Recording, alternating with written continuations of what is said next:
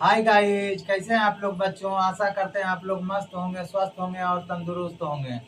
तो पिछले वीडियो में मैंने आपको बता चुका था कि वर्ण किसे कहते हैं। आज हम आपको स्वर वर्ण के बारे में बतलाएंगे।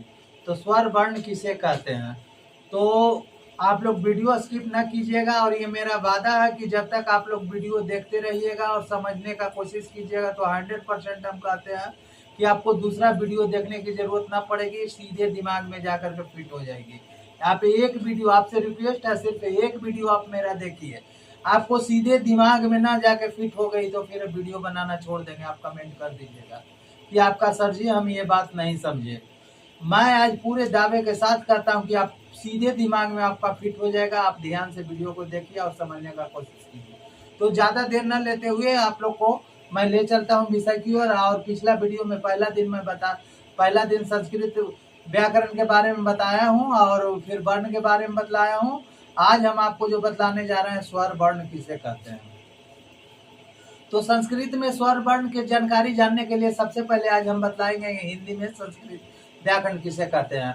और उसके नेक्स्ट वीडियो में हम आपको संस्कृत में पूरा डिटेल करके हम आपको बतलाएंगे कि संस्कृत व्याकरण किसे कहते हैं।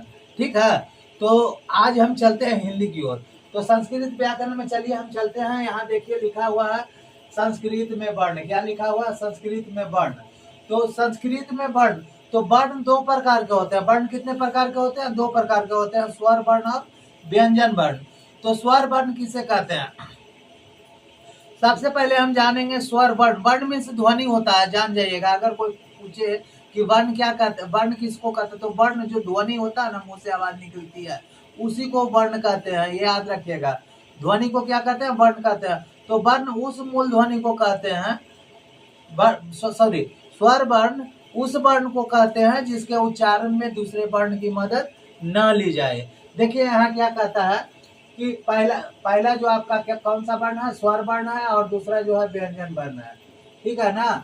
तो इसमें स्वर वर्ण में क्या कहता है? संस्कृत में स्वर वर्ण उस वर्ण को कहते हैं, संस्कृत में स्वर वर्ण उस वर्ण को कहते हैं जिसके उच्चारण में दूसरे वर्ण की मदद न ली जाए। ये स्वतंत्र है, ये किसी की मदद न लेता है।